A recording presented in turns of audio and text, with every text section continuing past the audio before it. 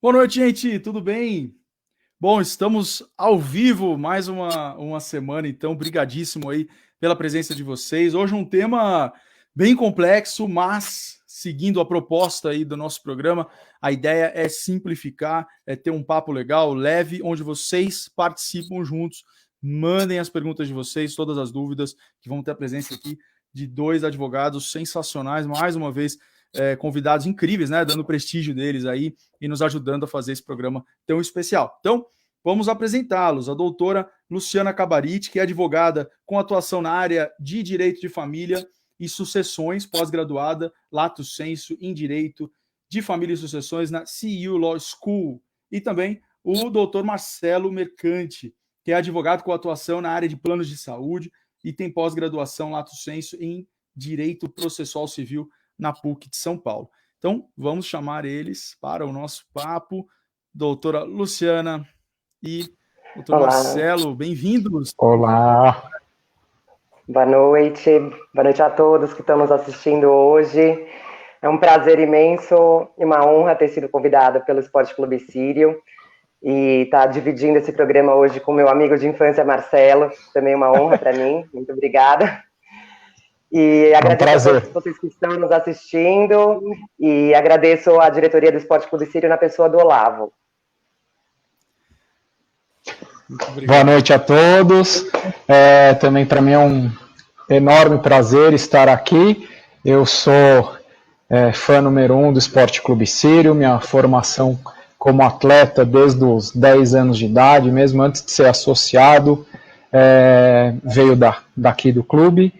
Então é um prazer, uma honra enorme estar também com a Luciana, que além de amiga de infância do clube, é do colégio.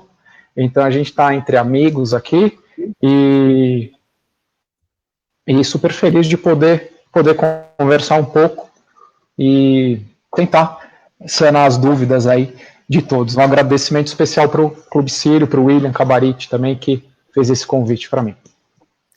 Legal, gente, obrigado. Já temos 35 pessoas assistindo a gente, já vários comentários chegando. Até porque não é qualquer dia que a gente tem a oportunidade de ter dois especialistas, dois advogados, onde a gente pode perguntar o que a gente quiser e não paga os honorários, hein, gente? Só. É muito bom. Aproveitem, tá? Aproveitem as perguntas de vocês. Olha, eu vou começar então com um assunto que eu sei que é uma preocupação de todo mundo, foi minha no início e tal, ainda tenho dúvidas sobre isso, tá? Neste momento de pandemia, os planos de saúde, vou começar com o plano de saúde, tá? Marcelo, se puder responder, que eu sei que é bem a área dele, né? Eles podem cancelar por inadimplência ou tem algum respaldo aí por causa, né, das perdas de salário e tudo mais? Na teoria, sim. Teve muita gente se questionou que em março saiu uma notícia,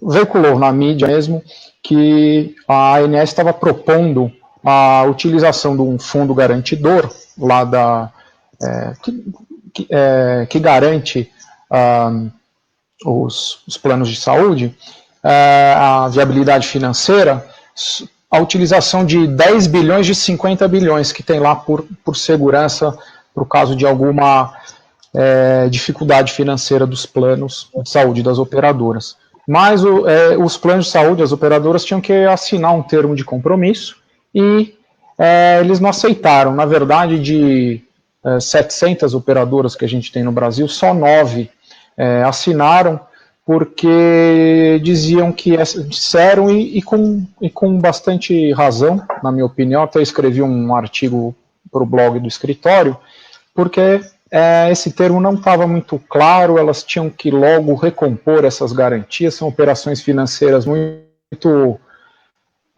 complexas, então não se assinou esse termo que garantiria que os beneficiários de plano de saúde que não pudessem pagar os seus planos nessa época de pandemia não fossem excluídos. Isso valeria até 30 de junho, que a gente estava em março, né? Só que isso não aconteceu. Então, na teoria, elas podem. Se atrasou 60 dias, pode ter o plano cancelado. Mas a gente pode, assim como contratos de locação e tudo, a gente pode discutir na justiça, obviamente, eu comprovo, eu tive meu salário reduzido, muita gente teve seu salário reduzido na empresa, ou como profissional autônomo mesmo, passou a faturar menos. Você pode colocar essa discussão no Poder Judiciário e se você comprovar realmente uma perda de renda, eu acho que tem muita probabilidade de você conseguir não ser excluído do plano durante esse período de dificuldade. A gente ficou na mão do bom senso, né? E não só do bom senso. Eu acho que aí o Felipe Mendes precisava estar nessa conversa, porque a gente comentou sobre isso, nesse aspecto, que eu até mencionei a Apple, porque você tem um problema no iPhone e você vai lá e eles resolvem para você. Eu como consumidor, eu tenho certeza que as empresas, o meu plano de saúde e tal, as empresas que eu senti que não vão me deixar na mão neste momento, eu vou ter uma fidelidade maior lá na frente e tal. Então, espero que eles tenham essa visão também, né? Porque aí tem uma questão também. Você quer falar, doutor Marcelo? Pode falar, desculpa. Você fazer comentário? Tem essa questão do bom senso. Assim, as operadoras, o que elas fizeram, a maioria das pessoas que estão assistindo a gente devem ter recebido comunicações nesse sentido. Elas falaram assim, olha, vocês que estão tendo reajuste, aquele reajuste anual que a gente tem no contrato, eu vou deixar esse reajuste para daqui a 4 meses. E aí, só que, tudo bem, então você não tem o reajuste, que é de 10%, 15% e tudo, mas daqui a 4 meses você vai ter e vai retroagir. Então você vai continuar pagando a sua parcela do plano e mais a do reajuste que você não teve, né? Ainda não é suficiente, né? E, portanto, esse bom senso acho que poderia ser maior, na minha opinião, para o lado aí das operadoras. E se tiver alguma operadora tendo um bom senso, porque no fundo é uma inteligência mercadológica, né? Se você nessa hora você facilitar e tal, as pessoas elas vão depois com certeza vão valorizar isso, né? Agora, eu acho até o que você estava falando, né, doutor, possivelmente não, a gente poderia ver mais desse bom senso, porque parece que a Justiça Paulista registrou aí 10 vezes mais processos contra, é verdade isso? Contra as operadoras? É verdade. Assim, foi uma notícia dada pelo site da CNN Brasil, de um aumento de 10 vezes nas ações de plano de saúde, né? Eu até fui confirmar isso com a assessoria do Tribunal de Justiça de São Paulo, que não tem, infelizmente, um levantamento preciso que a gente chamaria de jurimetria. Mas existiu esse aumento, ainda existe, principalmente de casos assim, muitos casos que aconteceram de pessoas que atingiram determinada idade e, sei lá, atingir a maioridade, um beneficiário dependente, um plano familiar. E ele continua no plano que a operadora não tirou. Às vezes ele atingiu 18 anos e está agora com 40 anos. Isso noticiou pra caramba no começo da pandemia. E aí a operadora foi lá e, pumba, tirou ele, você atingiu a maioridade. Mas graças a Deus a justiça tem entendido como uma expectativa de permanência no plano, né, depois de tantos anos, sem a exclusão, e tem mantido essas pessoas no plano. Então a gente imagina que as operadoras com medo de de terem um faturamento menor e tudo, acabaram tentando, aí, vamos dizer assim, se livrar de pessoas, dessas pessoas cuja previsão no contrato era de exclusão, né, atingindo determinada idade. E daí tem outras questões também de cobertura de exames, falta de cobertura para exames na própria pandemia, né? Queria te perguntar isso mais para frente. que esse é um assunto que a gente vai acabar voltando também, o pessoal vai mandar pergunta, porque é um que afeta todo mundo, né? A gente vai falar de coisas um pouco mais específicas e tal aqui na live, mas esse eu quero depois perguntar especificamente de exame e medicamento e tal. Bom, eu acho que então, pelo que eu entendi, me diga se eu estou errado para ficar claro para quem está assistindo. Não temos nada que nos garanta numa lei, né? Olha, não, você não pode perder o seu plano de saúde se você ficar inadimplente, mas se der algum problema, temos que contratar o doutor Marcelo, a doutora Luciana, um bom advogado aí para ver se consegue driblar a situação, né? Exatamente, exatamente, é isso. Bom, eu quero então chamar aqui de volta a doutora Luciana para o papo. Doutora, a gente vai voltar, como eu falei, nesse assunto do plano de saúde, mas antes eu queria perguntar uma coisa, vou mudar um pouquinho de assunto, tá? Tem um nome aqui que me assustou, que está na nossa pauta, eu queria que você explicasse, porque também é uma coisa que muita gente tem dúvida. Vamos ver se você simplifica, tá? Vamos ver. É o Imposto sobre Transmissão, Causa Mortes e Doação.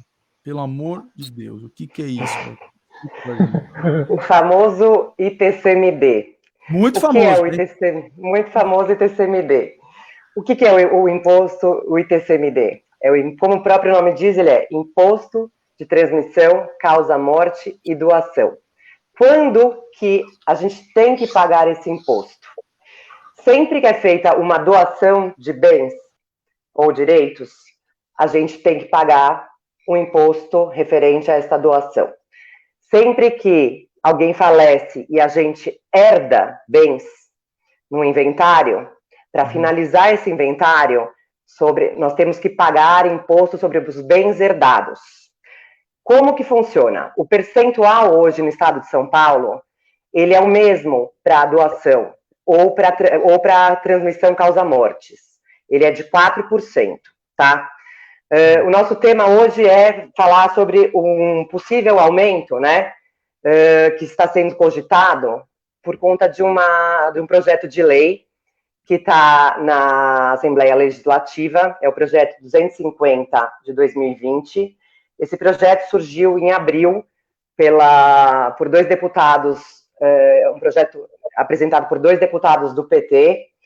Ele está correndo na Assembleia Legislativa, ele já está na sua 5ª pauta, com grandes chances de aprovação. O que esse projeto de lei fala? Ele fala assim, visando mitigar os efeitos da pandemia Covid-19 no âmbito do Estado. O que é mitigar, no termo jurídico a gente fala? Mitigar é aliviar os efeitos, tornar mais leve. Na verdade, aqui já dá para perceber que o tornar mais leve os efeitos do reflexo da pandemia é que a arrecadação dos impostos ela diminuiu bastante nesse período e eles têm que compensar de uma outra forma, né? Só a título de curiosidade, em São Paulo, o estado de São Paulo, ele é responsável por 1/3 da arrecadação nacional deste imposto no Brasil inteiro. No ano retrasado, foi, a título de TCMD, arrecadado 2,3 bilhões, só em termos de tributação sobre os bens das pessoas, através das doações e dos inventários. 1,2 bilhões foram arrecadados através de doações, 1,1 bilhão foi arrecadado através de heranças, tributação sobre as heranças, tá? Então, por que não aprovar este imposto? Eu vou explicar para vocês como vai funcionar essa progressividade dessa alíquota desse projeto. Hoje a gente está falando em 4%. Esse projeto, ele visa a progressão do imposto, e ele vai diferenciar o que hoje é igual 4%, tanto para doação como para a transmissão causa-mortes, ele vai ser diferenciado pelo valor dos bens. Essa progressão, infelizmente, vai funcionar assim, quanto mais alto o valor do bem, mais alto vai ser o imposto. Sabe aquela planilha que eu te passei? Se você puder compartilhar com o pessoal, só para eles darem uma olhadinha. Vamos lá. Você quer dar de doações. De doação, então, aqui, ó, hoje a gente está falando bens até R$ 414.150, vai continuar 4%, não vai sofrer alteração. A partir de 415 mil, vamos dizer, até 1.300.000, ele já vai para 5%. E aí, progressivamente, vai subindo os valores para 6%, acima de 2.485.000, nós já estamos falando em dobrar o tributo. De 4%, ele vai para 8% na doação. Passa, por favor, para outra, que a gente vai falar da herança, para a gente ver que tem uma diferença. Na herança, o valor já não ele não modifica até R$ 828.000.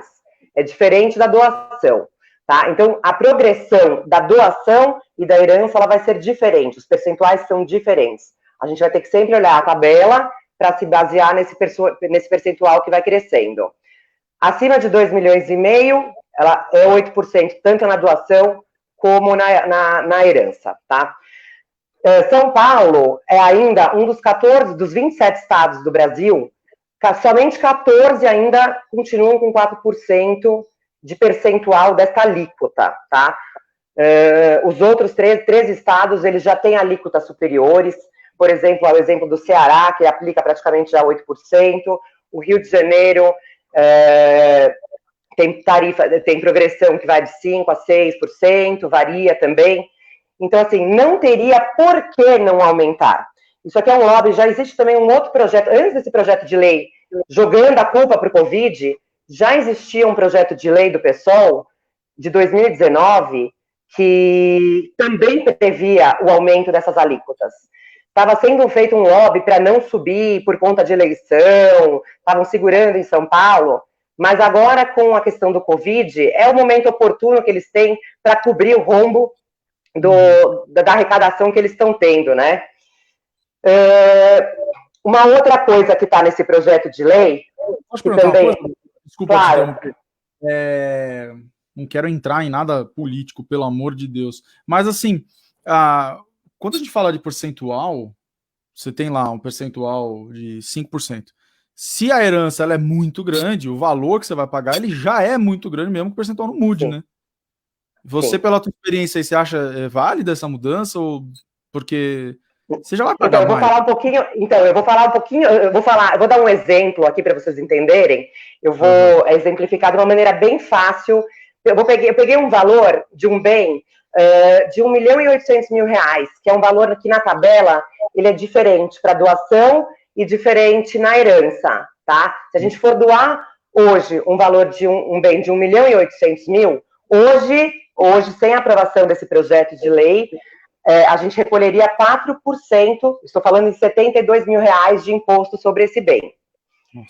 Se esse projeto for aprovado, esse mesmo percentual na doação, ele sobe de 4% para 6%.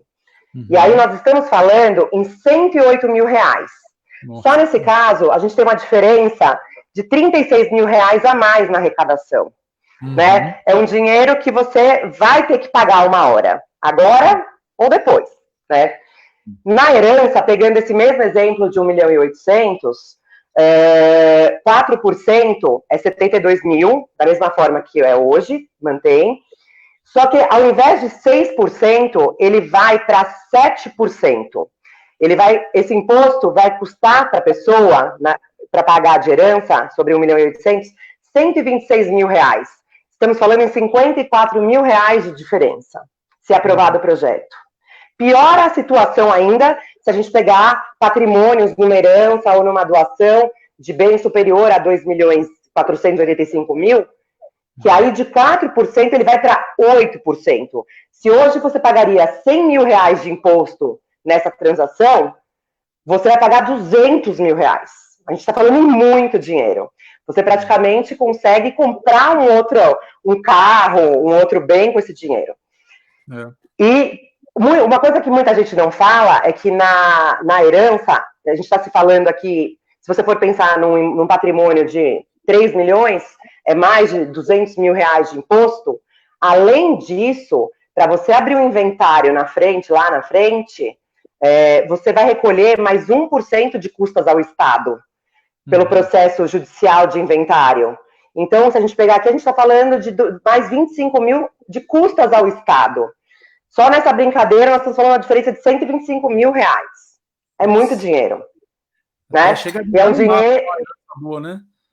É um dinheiro perdido, né? Então, é complicado isso. Espera só um segundinho aqui, deixa eu ver aqui onde eu estou. Aqui. É isso. Tem uma pergunta aqui, doutora, que chegou da Beatriz. A Bia faz teatro lá com a gente. Bia, obrigado por estar assistindo aí. Ó. Vamos colocar aqui. Se o herdeiro... como é que é? Se eu, herdeiro, né? Eu preciso pagar antes os impostos para liberar minha herança. O que acontece se eu não tiver dinheiro? Não se pode descontar? Então, essa daqui, na verdade, a pergunta dela é uma pergunta bem frequente, que eu ia falar qual é a vantagem de você doar, eu ia falar quando fosse falar das vantagens da gente doar em vida agora, porque é um problema que acontece muito frequente, né? O herdeiro, ele... Já fala aí, então, vamos falar quais as vantagens que a gente tem de doar em vida, porque isso é uma coisa que a gente vê bastante, né? As pessoas, será que já deixa pronto para não deixar inventário para as outras pessoas? Tem uma questão, vamos amarrar tudo então, doutor, se quiser? Vou fazer o seguinte, ó, vou deixar a pergunta da Bia esperando um pouquinho. Antes de falar isso, eu sei que também tem uma dúvida das pessoas, que é o seguinte, poxa, porque antes da vantagem, vamos falar do medo, que normalmente é o que a gente vê, né? Eu vou doar tudo então, ficar com usufruto e tal, beleza. E se mudar alguma coisa na minha vida, eu precisar deste bem, eu precisar do dinheiro, essa é uma preocupação bastante. Antes que você responda, agradecer a 59 pessoas que já estão vendo a gente aqui na live. Muito obrigado, gente. Obrigado de verdade. Então, e aí, né? Esse medo das pessoas? Né? Essa é uma pergunta muito frequente. Muitos clientes, eles fazem essa pergunta, eu vou doar tudo que eu tenho para os meus herdeiros, e aí se eu precisar lá na frente de um tratamento de saúde, ou algum outro problema que eu tive financeiramente, e eu doando mesmo com usufruto, eu não posso mais vender esse bem, eu não posso mais transformar em dinheiro, porque ele já foi doado, e a doação ela é irreversível. Existe, sim, artifícios para a gente poder lidar e driblar essa situação. No momento que você doa este bem, o doador, ele pode pegar uma procuração pública, né, o donatário que está recebendo a herança, né, que está recebendo os bens, desculpa, a herança não, está recebendo os bens em doação, ele passa uma procuração pública para quem está doando esses bens, para o doador, vamos supor o caso do pai dele, né, e o pai, teoricamente, fica com poderes para administrar e fazer o que ele quiser. Na verdade, com usufruto ele já pode, os frutos e rendimentos, aluguéis, continuam dos pais, né, com usufruto, quando você institui o usufruto. Só que você pode garantir que ele, vamos supor que no futuro o filho fala, não, esse imóvel está no meu nome, eu não vou vender, não vou te dar esse dinheiro para vender, né? Então você casa essa operação. No momento que a gente faz a doação, a gente já casa a procuração pública para poder dar tranquilidade para quem está doando, ter o controle sobre esses bens. E se ele vier a falecer, essa procuração acaba e aí transfere a propriedade para o donatário que recebeu a doação. Então, tem o que fazer, sim, existe possibilidades. Porque as pessoas ficam com medo de doar e passar por uma situação de aperto e não ter mais o que fazer, né? Bom, infelizmente a gente estava falando sobre o tal do bom senso, né? Porque isso poderia tudo ser tão simples, né? Eu recebi, a pessoa que me doou tá precisando, pelo amor de Deus, né? Mas não... Mas olha, já tive casos de filhos que não venderam, e teve que ir para a justiça, brigar, discutir, mostrar que o pai precisava. É lamentável, mas acontece. Bom, boa parte, talvez, do trabalho dos advogados seja movida à falta de bom senso das pessoas, né? Ou uma outra parte não, mas né, quando a gente chega ali e tem que brigar é porque faltou em algum lugar, muitas vezes, né? Bom, vamos então ver essa questão da Bia, que aí a gente vai falar das vantagens, né? As vantagens de se doar. Assim. Bom, começando pelo primeiro item, se esse projeto de lei ele for aprovado, que nem a gente mostrou, nós estamos falando de uma economia brutal, principalmente se a gente está falando de um patrimônio grande, a economia ela é considerável, né? E a gente tem que pensar. Uma coisa que, infelizmente, as pessoas falam, eu tenho que pensar na minha morte agora, planejar. Gente, a gente planeja tudo na vida. Tudo que a gente faz para ir bem, a gente faz com planejamento. Infelizmente, quando a gente vai falar com o cliente, ele, eu não quero pensar na minha morte. Mas ele tem que pensar. Ele tem que pensar que se ele tem bens e os filhos vão herdar, ele tem que pensar em todos os problemas que isso pode ocasionar para os filhos. Porque uma hora vai ter, né? Espera-se que antes dos filhos, é natural isso, né? Sim, é a ordem natural. Sim, pode acontecer o inverso, mas a ordem natural seria essa.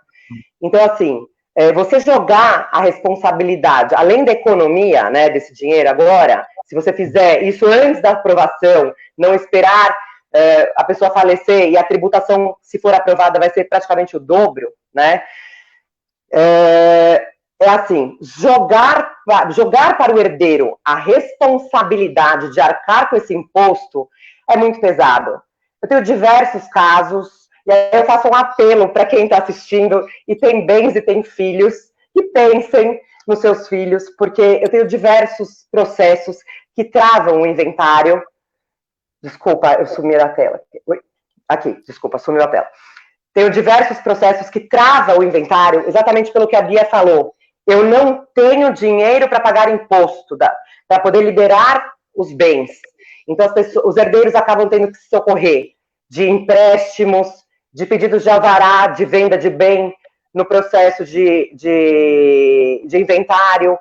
Isso trava o processo de inventário, porque ele só finaliza quando você pagar o imposto, né?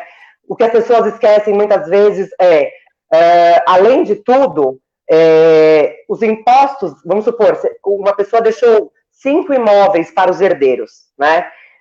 São 5 bens que vão continuar correndo IPTU, vão continuar tendo, sei lá, se tiver condomínio, e às vezes os herdeiros não têm condições financeiras para arcar com essas despesas com dinheiro bloqueado do inventário, né? Então, assim, gente, façam um planejamento sucessório. Vira o caos.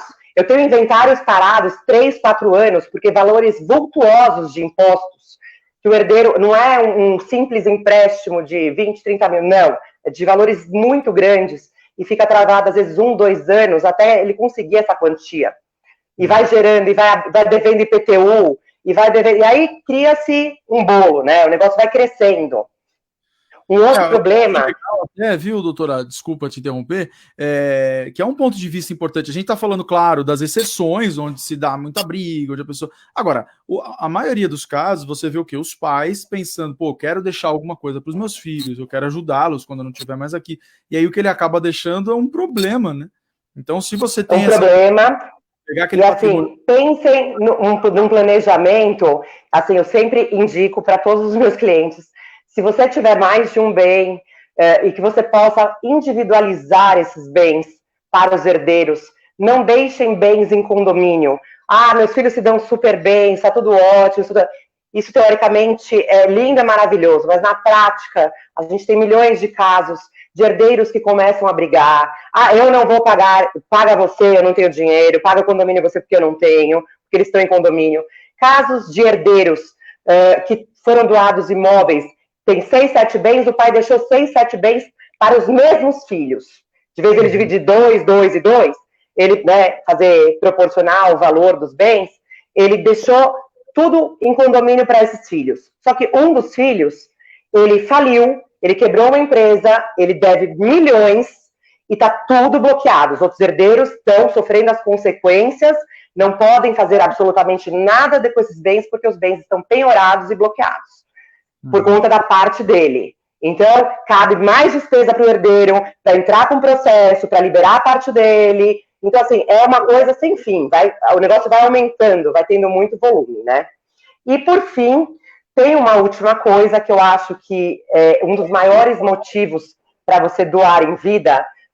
Hoje, quando você faz uma doação, erroneamente, a gente paga o imposto, o ITCMD, a gente paga 4% sobre o valor venal de referência.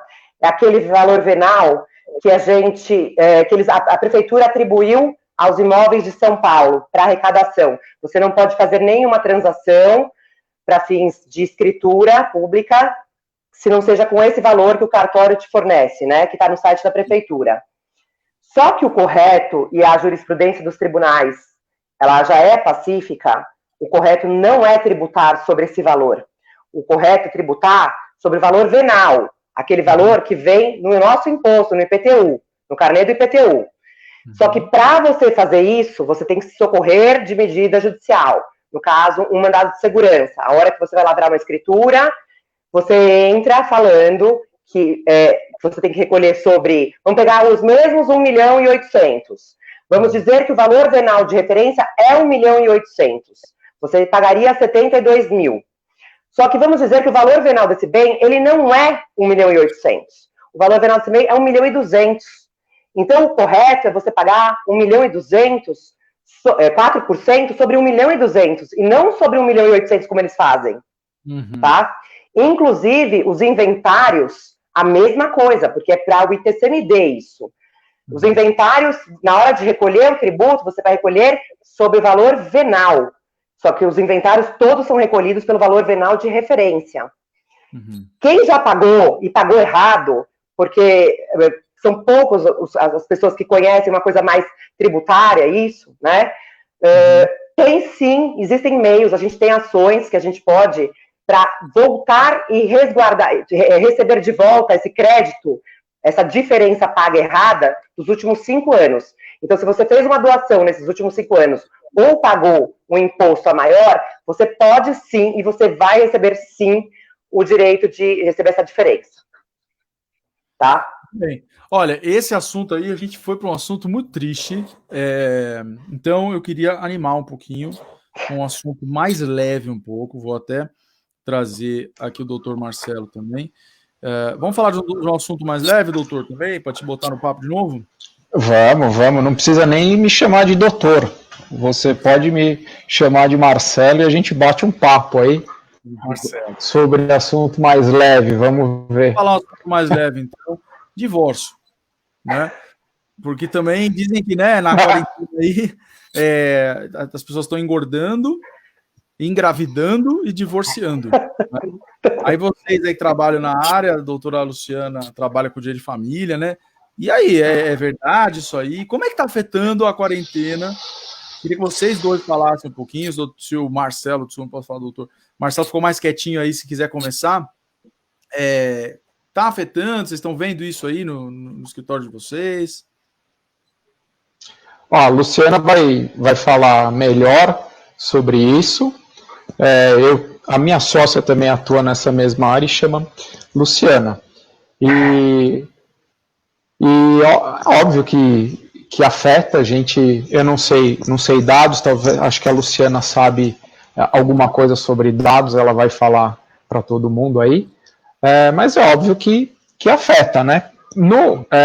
Acho que a gente tem que pensar sempre nessa questão de uma evolução, de um aperfeiçoamento da gente como pessoa, né? Muito difícil conviver esse tempo todo junto do marido, da mulher, com os filhos, mas a gente tem que, na minha opinião, olhar para esse lado bom do aperfeiçoamento, da convivência. E mais, obviamente, que tem gente que não está aguentando, né? E não está se segurando e realmente está tendo muita briga por aí, não é, Lu? Verdade.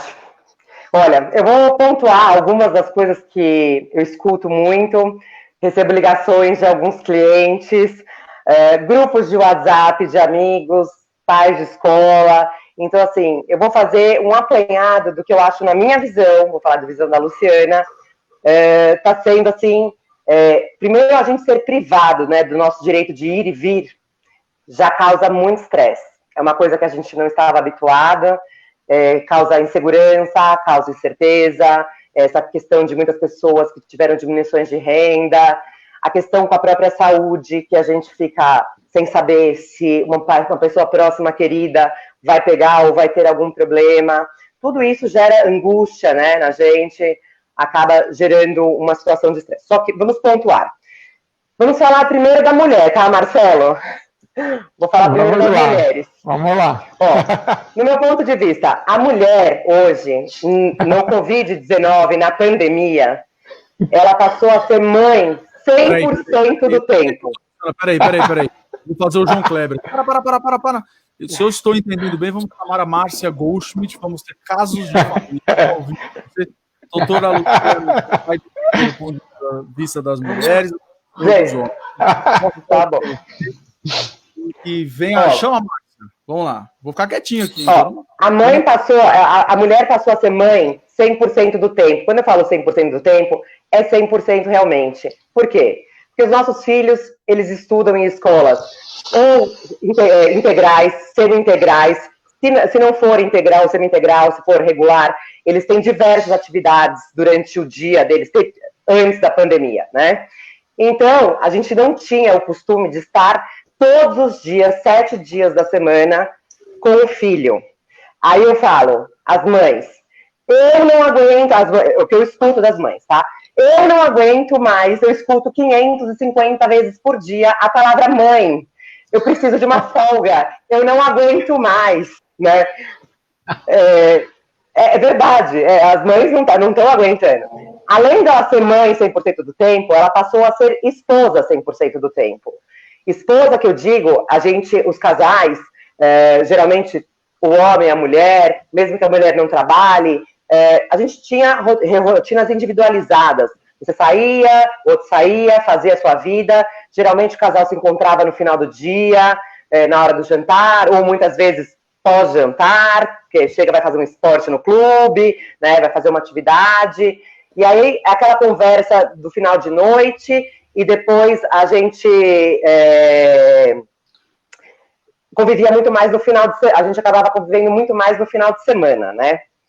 Outro ponto, a mulher passou a ser funcionária do lar praticamente 100% do tempo, principalmente nesse início de pandemia, que a gente dispensou os funcionários de casa, a mulher estava lavando, passando, cozinhando, né, limpando, o negócio só foi crescendo. Então, o acúmulo de funções da mulher, né, foi exponencial. Muitas ainda continuaram trabalhando com o seu trabalho, né? Eu vou dar um exemplo do que aconteceu semana passada. Meu marido estava fazendo um chamado call, né, com pessoas de trabalho, que a minha filha fala, pai, você ainda está no call? Né? O pai está sempre no call. Não, né? Existe, acabou o termo fazer um Skype ou fazer uma ligação, agora é um call. Ficou tudo... É o call. Muito mais. A minha filha de 7 anos fala, pai, você ainda está no call? Tudo é o call. E ele estava num call com 4 pessoas, os 4 eram homens. E aí eu estava do lado, trabalhando, e eu ouvi ele, uma das pessoas do call, chegou uma criança, e a criança falou, pai, pelo amor de Deus, me ajuda, a professora falou um negócio, eu não entendi. Aí ele rapidamente falou, filho, papai não pode. Chama quem? A mamãe. Aí ele respondeu, a mamãe está no banheiro. Não, mas ela já vai sair. Não, mas já faz 10 minutos. A mulher, coitada, nem conseguir ir no banheiro, ela está conseguindo. Então, assim, tudo está em cima da mulher. Essa pressão, além de ela ser... Tem um outro fator. 100%, não quero tirar a responsabilidade das escolas. As escolas estão sendo ótimas no EAD, no ensino à distância, homeschooling. Mas, quando a gente tem filhos pequenos, essa responsabilidade de estar acompanhando as aulas, de estar focada com a lição com os filhos, ela é diária, muito mais que se eles estivessem na escola. Então, assim, eu acho que é um conjunto de fatores que estão gerando um estresse absurdo, né? A mulher, ela está num ponto de estresse muito grande. A mulher, ela não vai no cabeleireiro mais, que ela ia uma vez por semana fazer a unha. É uma terapia para ela. Ela não está indo. Pode parecer uma besteira, mas não é. É um momento que ela esparecia, que ela não pensava em nada, era um momento só dela, né? Um momento que ela ia fazer um esporte. Oi? Isso aí que a Silvia colocou é verdade? Que uma das maiores pesquisas no Google agora é divórcio online? Então, é verdade. O CNJ aprovou agora recentemente a possibilidade de você fazer divórcio no cartório, tem que ser via cartório, por teleconferência.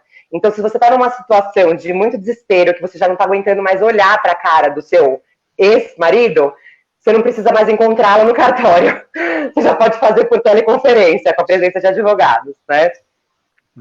Isso é verdade. Que não aguenta mais, que é a piscina do Círio urgente, que não é só ela, hein? Ó, tem aqui alguém fala, a Cecília, oi Cê, tudo bom? Tá falando, home office, aulas online, meu filho, fazer comida, fazer call com clientes, quero a piscina do Círio urgente. É isso, a gente quer até ter o nosso tempo, poder relaxar, poder, né, descansar um pouco. Não vou dizer que os homens... Eu sei que o Marcelo tá olhando feio para mim aí, eu tô vendo ele olhando. Falou muito já. Vamos ver, o Marcelo vai defender os homens agora. Eu já ia falar os homens também. Marcelo, pelo amor de Deus, cara, porque até aqui, tanta coisa que a mulher os homens, ajuda aí, vai. Porque eu tô ficando com vergonha. Eu só quero informar aqui que o Renato, o marido da Luciana, falou que está num call nesse momento. Ele mandou uma mensagem aqui que eu vi, tá? E a minha mulher, a Fernanda Marfório Mercante Savastano, tá de olho em mim também. Então também tenho que falar bonitinho aqui. Mas as mulheres, elas são multifacetadas mesmo, elas acabam tendo todas essas... Marcelo, eu falei que casos de família, cara, você tem que agora, não pode passar pano. Não, mas as mulheres... Tô brincando, pelo amor de Deus. Piada, gente, tô brincando. Não, elas têm muita habilidade mesmo com as crianças. A Fernanda... É mais difícil pra gente. A Fernanda pegou até esse fone, que é meu, mas ela que usa, que eu acho que de tanto que ela escuta mamãe, mamãe, mãe, né, dá uma abafada, porque ela trabalha pra caramba, ela é engenheira civil, trabalha muito, uma super workaholic aí, e poxa, tem que se desdobrar pra caramba. Eu, só para fazer aqui falar um pouco bem dos homens aqui, ou aqui de mim, não sei se a Fernanda vai concordar, mas eu tenho ajudado, tenho me esforçado, estou ajudando nas aulas online aqui do nosso filho, do Lourenço, que tem 7 anos, então eu acompanho ele, como eu tenho, posso trabalhar à noite, se for preciso, mais de madrugada, não sei o quê, então parte da manhã, não é parte toda, mas eu dou uma boa e tira um pouco desse peso para a Fernanda. E como a Lu falou, também no primeiro mês, a gente trabalhou aqui em casa, sem funcionário em casa, por causa daquele grande receio. Trabalha, limpa a casa, limpa o banheiro, limpa a cozinha, vamos que vamos, passa aspirador. E, enfim, a gente tenta ajudar da melhor forma possível, mas com certeza as mulheres, elas sempre ficam mais sobrecarregadas, né? Não tem jeito. Olha, desculpa, o Ricardo Jabur, tô te vendo aí, Ricardo, sua mensagem, que você não vai comentar que a Fernanda tá de olho aí em você, né? Mas eu também vou falar um pouquinho do lado dos homens. Assim, eu acho que para o homem também não é fácil, porque o homem não estava acostumado a lidar com as rotinas diárias da casa, né? São situações novas para os homens também. Isso também causa um estresse, né? Você tá 24 horas ali focado nos problemas da casa, dos filhos, né? Tem uma piadinha de homem que fizeram no WhatsApp falando que a minha mulher tá me confundindo com a estrela cadente. Sempre que eu passo, ela faz um pedido, né? Também, porque a mulher não chama lá, rapidinho, vem me ajudar, né? Vem cá me ajudar, porque tá precisando de ajuda, né? Eu isso aí. Claro que a gente brinca e tal, mas assim, eu acho que em qualquer setor, né, a gente já falou isso com vários convidados aqui, do que essa situação tão absurda que a gente está vivendo está desenvolvendo, está mudando nas pessoas, na economia, na maneira de se vender, de se comprar, se relacionar. E eu acho que é muito bem-vindo isso também, né? Graças a Deus o tempo passou, né? E eu acho que é hora da gente entender também que o homem, olha a gente entrando já num assunto, não tem nada a ver com a live, mas só, enfim, o homem não tem que ajudar a mulher em casa, o homem tem que cuidar da casa junto, né? A gente participa de igual para igual, e a mulher também trabalha da mesma maneira que o homem. E eu acho que quem sabe este momento também não está abrindo os olhos das pessoas, né? Quem ainda pensava de uma maneira, né, diferente disso, possa estar percebendo que não é por aí, né? Tomara, porque a mulher também trabalha. O Jorge Ayub mandou uma mensagem, tô de olho em você aí, Jorge, viu? Que o homem árabe fala que o homem árabe lê o jornal enquanto a mulher trabalha, né? Então, não é porque estamos no Clube Sírio que eu não vou falar as verdades, viu, Jorginho? Vou falar as verdades.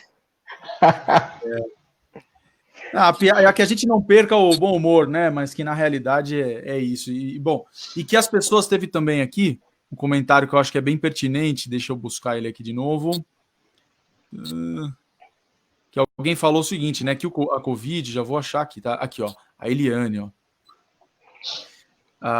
Ela falou que a Covid, na verdade, é um gatilho para externar conflitos pré-existentes, né? Claro. Isso então, verdade. Na verdade, assim, a gente percebe que, assim, estão ocorrendo separações e divórcios nesse momento? Sim. Houve efetivamente um aumento desse pedido de divórcio? Neste momento, efetivamente, não. Não aumentou a taxa, tá? O percentual, ele não aumentou. Aqui saiu uma matéria que todo mundo falou, alguns amigos me ligaram brincando, você vai ficar milionária, porque subiu 177% o número de divórcios. Essa matéria ela é da China, ela não é do Brasil, tá? Na China, realmente, teve um boom, e assim, acho que um dos fatores que isso também, que implica também na China, eles ficaram confinados em 20, 30 metros quadrados, que é o tamanho do espaço que eles convivem, né? E isso acho que pega muito pesado. Aqui, graças a Deus, no Brasil, a gente tem na nossa classe social, a gente tem a possibilidade de estar em apartamentos e casas um pouco maiores e ter cada um a possibilidade de estar, às vezes, num ambiente, não grudados 24 horas, né? No mesmo ambiente. Muitas vezes quem não tem essa, né, essa oportunidade não pode também ficar em casa o dia inteiro, né? Sim. Os casais que já iam mal, esses estão se separando. Sim, estão.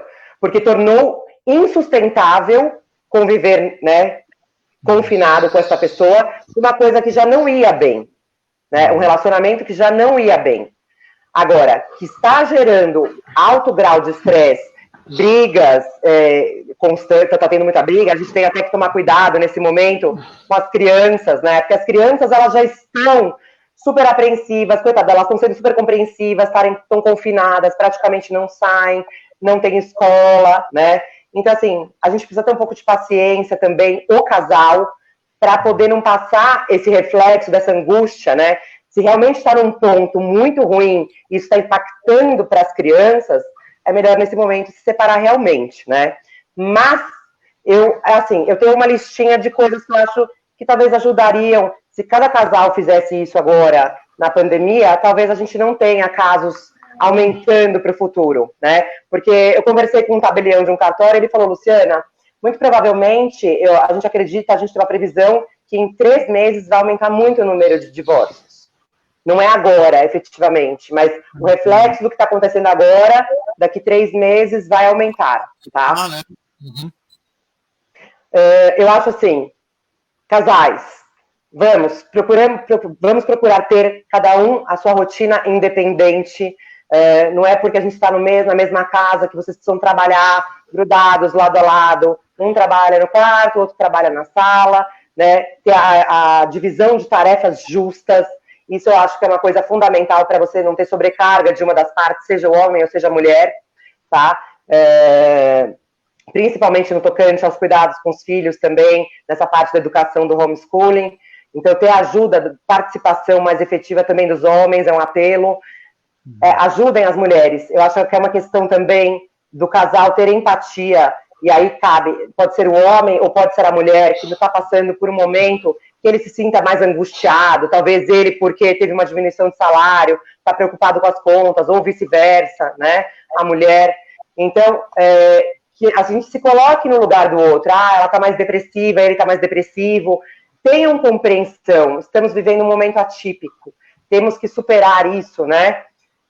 E o principal para mim é assim, se a gente respeitar a individualidade de cada um, se tanto a mulher como o homem tiverem no seu dia umas 2 horinhas para fazer o que cada um quiser, assim, se é o meu momento, eu quero 2 horas para assistir um filme, ver uma série, ler um livro, fazer uma ginástica online, né, qualquer coisa.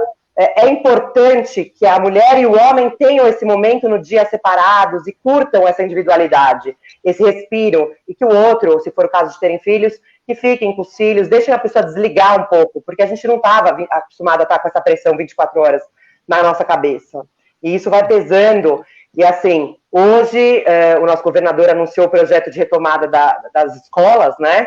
Só em 8 de setembro. Então ainda vai ter nós vamos ter um período com as crianças grande ainda em casa.